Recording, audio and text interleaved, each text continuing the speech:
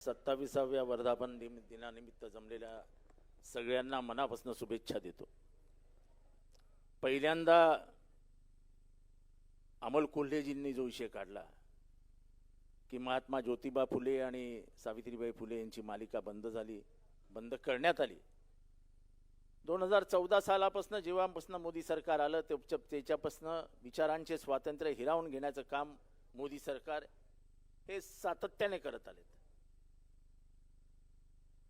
जेव्हा नथुरामाची भूमिका तुम्ही घेतलीत त्याला सर्वात प्रथम विरोध मी केला होता आणि मला त्याचा अभिमान आहे। मला साहेब देखील ओरडले होते की दे तू अशी भूमिका घ्यायला नको होती। मी भूमिका कधी मागे घेत नाही। मी तुमच्या भूमिकेला माझा विरोध होता आणि राहील। कारण का मी नथुराम बोलतोय हे नाटक अनेक वेळा बंद पाडून लाठ्या काट्या खाऊन त्यांना ठाण्यात न येऊ देता त्यांना कायम बाहेर पाठवण्याचं काम मी केलं। त्याच्यासाठी ते सगळे पवार साहेबांकडे गेले होते। पवार साहेबांनी तेव्हाही सांगितलेलं जितेंद्र ऐकणार नाही। पण साहेब ह्या भूमिकेमध्ये रोहित मोठा माणूस आहे। माझ्या गरीब खानदानातर्फे मी 10 लाखाची देणगी जाहीर करतो। पण मला हसू ह्या गोष्टीचं येतं। हे आता नाना पाटेकरांचं दाखवलं। ते नाना पाटेकर नेहमी अशा स्टाईलमध्ये बोलत असतात। म्हणजे he is one of the greatest philosopher Maharashtra has ever seen. पण जेव्हा असे प्रसंग येतात तेव्हा नाना पाटेकर असतात कुठे? ही मालिका बंद पडली आहे। नाना पाटेकरांनी बोलायला पाहिजे ना। अनासपुरेंनी बोलायला पाहिजे। त्या माळीताई आहेत आमच्या प्राजक्ता माळीताई, त्यांनी बोलायला पाहिजे है ना। कारण का मला आठवतं इमर्जन्सीचा काळ आंधीवर बंदी आली तेव्हा कैफी आझमी, देवानंद ते सगळे उठले आणि इंदिरा गांधी विरुद्ध उभे राहिले।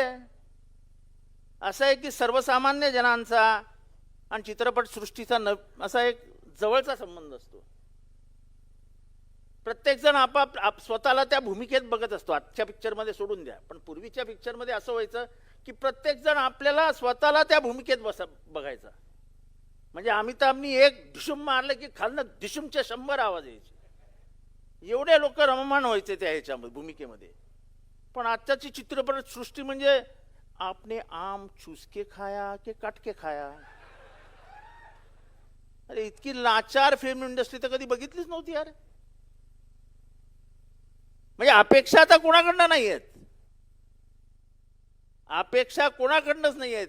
एखादी कुठली तरी कलावंत ती बिचारी दीपिका पाडुकोन बोलली, नंतर तिचं काय झालं ते आपल्याला माहिती, पण बोलण्याचं धारिष्ट्य दाखवलं तिने। त्यामुळे आपण सगळ्यांनी मिळून, कारण का ज्योतिबा फुलेंमुळेच आज आपल्याला एवढ्या महिला भगिनी इथे दिसतायत, एवढ्या शिकलेल्या दिसतायत। महाराष्ट्र महिलांमुळे पुढे गेला हे आपण म्हणतो, पण त्याच्यात ज्योतिबांचा मोठा वाटा आहे।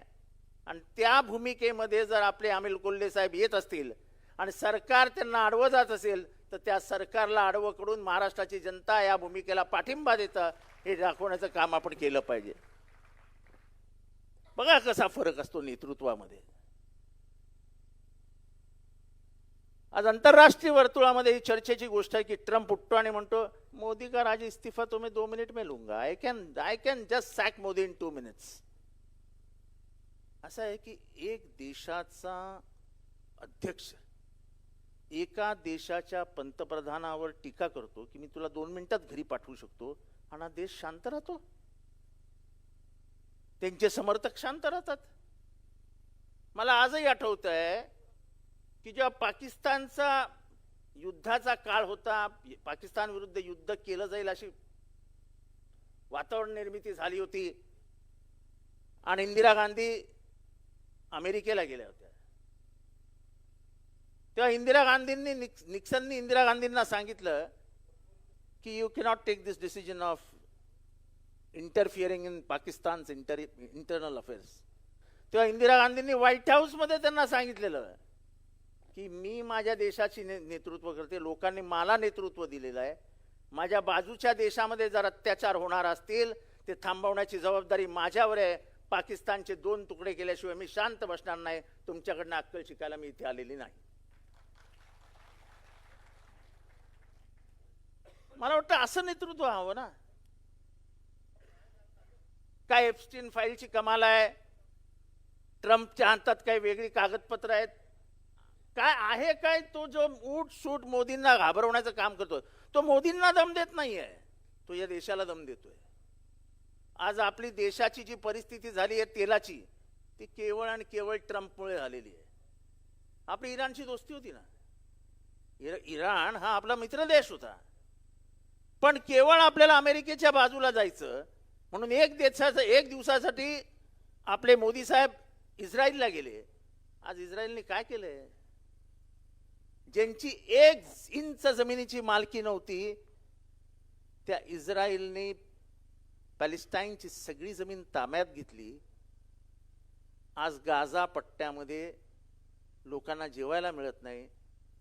कमीत कमी 20 लाख लोक मारले गेले.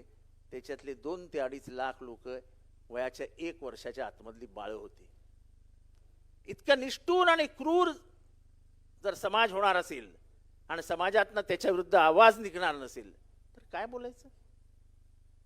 आज नीटचे पेपर फुटत आहेत, 22 लाख लोकांचे पोरांचे जीवन उद्ध्वस्त होत आहेत, 11-12 आत्महत्या होत आहेत. आपण शांत आहोत? आवाजच निघत नाहीये. पुण्यामध्ये त्या कुठल्या दारूमुळे, काय दारूमध्ये काहीतरी मिसळलं गेलं आणि 22 लोक मारली गेली. मला आठवतं इंदिरा गांधींच्या इमर्जन्सीच्या काळामध्ये एक घोषणा होती. ती घोषणा मला या ठिकाणी परत द्यायची आहे की वारे मोदी तेरा खेल सस्ता बेवडा महंगा तेल. अरे वारे मोदी तेरा खेल सस्ता बेवडा महंगा तेल. आज पेट्रोल गेलं 100च्या वरती, डिझेल गेलं 100च्या वरती. आपल्या दैनंदिन गरजा सगळ्या महाग झाल्यात. अशी एकही वस्तू नाही जी स्वस्त नाही. फक्त कांदा मात्र रासलगावला स्वस्त मिळतो, कारण का शेतकरी मरतोय. आणि तरी जसा रोहित म्हणाला तसा की आपण तरी म्हणतो की आमचं कृषीप्रधान राष्ट्र आहे. कसलं रे कृषीप्रधान? ज्या कृषीमुळे या अर्थव्यवस्थेला ताकद मिळते, कणा आहे, हे राष्ट्र उभं राहतं, ते कृषीप्रधान अर्थव्यवस्था पार धुळीला मिळायला आली आहे. आपली अर्थव्यवस्था धुळीला मिळायला आली आहे. आज आपल्या घरातलं सोनं आपल्याला विकावं लागतं, याच्यासारखी लाजिरवाणी गोष्ट नाही. आणि ती पण लपून छपून रिझर्व्ह बँकेने आपलं सोनं विकायला घेतलं. आज संसदेमध्ये घोषणा तर केली ताई तुम्ही लोकांनी की ओबीसीची गणसंख्या कंकणारच. कुठे फॉर्म झालेत घरी, फॉर्म भरायला लोक येत आहेत. त्यात कुठेतरी ओबीसीचे कुठे काय कॉलम बिलम दिसते का तुम्हाला? त्याच्यावर लिहा मी ओबीसी आहे. बीजेपीनी आणि मोदींनी आपल्याला फसवलेलं ओबीसींना. ओबीसींची लोकसंख्या आम्ही मोजणार आणि त्याप्रमाणे ओबीसींना न्याय देणार हे सांगण्याचं काम बिहारच्या इलेक्शनच्या अगोदर केलं गेलं. का? तर ओबीसीची सर्वात जास्त लोकसंख्या बिहारमध्ये आहे. बिहारनी जेव्हा स्वतःहून ओबीसीची गणसंख्या केली तेव्हा 68% बिहारमध्ये ओबीसी लोक होते, हे त्यांनी जाहीर करून सांगितलं. जर 68% तिथे असतील तर तिथलं एकूण आपण लोकसंख्या मोजली तर तिथे 95% बहुजन समाज आहे बिहारमध्ये, हे सिद्ध झालं. बहुजनांच्या हातातनं राज्य व्यवस्था काढून घ्यायचं काम ही व्यवस्था करते. आणि म्हणून त्यांनी ओबीसीच्या मुलांनी ओपन मध्ये अर्ज भरू नये ही नवीन पद्धत आणायला सुरुवात केली. खरी तर ती चुकीची आहे. मी ओबीसी मधला आहे, मला 100 पैकी 100 मार्क मिळाले आणि जर मी मेरिट मध्येही पहिला असेल तर तुम्ही मला ओपन मधनं का ऍडमिशन देणार नाही? हा माझ्यावरती अन्याय आहे. ही ओबीसी मध्ये आणि ओपन मध्ये भांडणं लावण्याची कामं आहेत. आधी ओबीसी आणि मराठ्यांमध्ये भांडणं लावली, आता ओबीसी मध्ये आणि ओपन मध्ये भांडणं लावण्याची कामं चालू आहेत. आणि म्हणून आपण रस्त्यावर आलं पाहिजे. नीटच्या माध्यमातून जे काही झालंय त्याच्यामध्ये धर्मेंद्र प्रधानने राजीनामा दिलाच पाहिजे. या सरकारचं फेलियर आहे की एवढा मोठा पेपर लीक होतो. हे सरकारमधल्याच कोणाचं जरी काम होतं हे आपण विसरताच कामा नये. महाराष्ट्राच्या भ्रष्टाचाराला काय बोलावं हे तर मला कळतच नाही. पण मला महाराष्ट्राचा धर्म जे तुम्ही बोललात त्याच्याबद्दल मनात शंका आहे. मराठी माणसं थोडीशी कुठेतरी मला कळतच नाही की तो आक्रमक मराठी माणूस कुठे गेला. मला आजही जेव्हा मी तुलना करतो तेव्हा आठवतं की 65 कोटी रुपये राजीव गांधींनी खाल्ले असं जॉर्ज फर्नांडिस आणि व्ही.पी. सिंग यांनी आरोप केला. किती? 65 कोटी रुपये. आणि अख्खं राजीव गांधींचं सरकार गेलं. इथे सुप्रीम कोर्टाने सांगितलं की तुमच्या टेंडरमध्ये 3000 कोटी रुपयाचा घोटाळा आहे. तुम्ही हे टेंडर मागे घेता की वी स्टार्ट इन्क्वायरी. आपले अधिकारी जे सुप्रीम कोर्टात होते ते चड्डी ओढत ओढत चड्डी वरती खेचत खेचत खाली पळाले आणि अर्ध्या तासाने आले आणि सांगितलं की आम्ही टेंडर मागे घेतो. तरी महाराष्ट्राला जागेला तयार नाही. महाराष्ट्र लुटण्याचं काम चालू आहे, देश लुटण्याचं काम चालू आहे आणि तरी आपण शांत बसलो आहोत की आग लावावीच लागेल, हे पेटवावंच लागेल.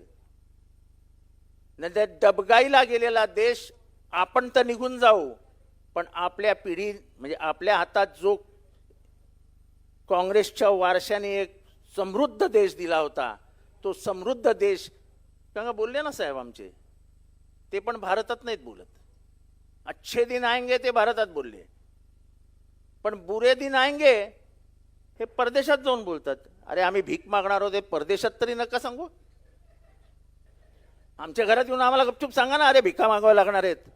ते कशाला जाऊन बाहेरच्या देशात सांगायचं की अरे भिका मागाव्या लागणार आहेत. आणि ते पण भिका अशा नाही मागत, असे या मिठीत या आणि कानात सांगतात अभि भीक मागणे वाले हम. अरे काय चालू आहे या देशात?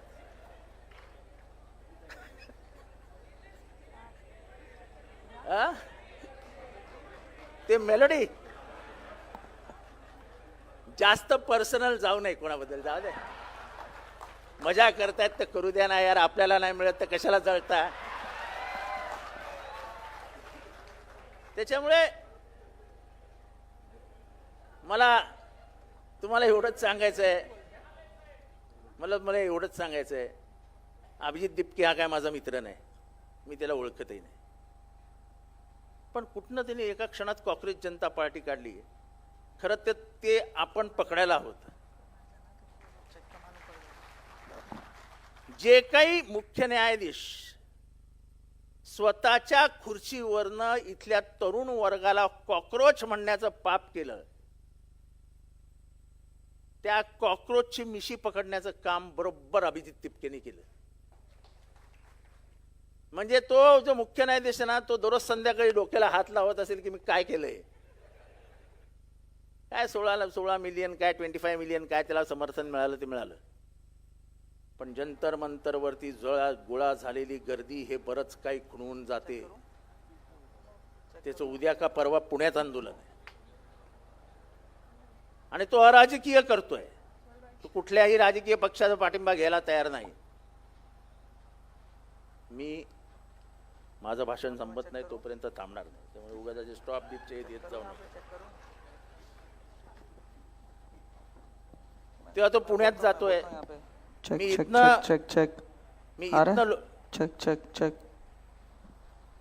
मी इथनं पुण्यातल्या MPSCच्या पोरांना आव्हान करतो की आंदोलनात सामील व्हा. आणि आज इथे आपण ठराव करूया की नीटचा घोटाळा हा धर्मेंद्र प्रधानचा घोटाळा आहे. धर्मेंद्र प्रधाननी राजीनामा दिलाच पाहिजे ही सभा जाहीरपणाने मागणी करते.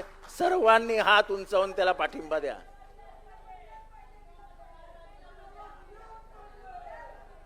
तेव्हा ही घोषणा जी आहे, वारे मोदी तेरा खेल सस्ता बेवडा महंगा तेल, ही गल्ली गल्लीत गेली पाहिजे. साहेबांना आठवत असेल साहेब, तुमच्या काळामध्ये मृणाल गोरे यांचं लाटणं आंदोलन, ते थाळी बचाव आंदोलन, ही सगळी आंदोलनं परत एकदा सुरू करावी लागतील. रस्त्यावर यावं लागेल. वक्त बदलता है, वक्त किसी के साथ नहीं रहता है और ये वक्त की ही कमाल होती है. वक्त बदलेगा, मौका तो सभी को मिलता है. तेव्हा एवढंच बोलतो, ओबीसीची केलेली फसवणूक ओबीसी कधीही माफ करणार नाहीत. हे मोदींनी आणि फडणवीस साहेबांनी लक्षात ठेवावं. तुम्ही सेन्ससमध्ये ओबीसींना वगळण्याचं काम केलंय. ओबीसींना नेस्तानुभूत येणाऱ्या काळामध्ये त्यांचं रिझर्वेशन काढून केलं जाणार आहे. हे ओबीसींनीही सावधान व्हावं. त्यांच्या DNA मध्ये ओबीसी नाही, त्यांच्या DNA मध्ये फक्त ब्राह्मण्यवाद आहे. हा ब्राह्मण्यवाद हा क्षुद्रांना ठेचण्यासाठीच पैदा झाला होता. ते तुम्हाला मला ठेचल्याशिवाय राहणार नाहीत. एवढंच बोलतो, रजा घेतो. जय हिंद, जय महाराष्ट्र, जय भीम.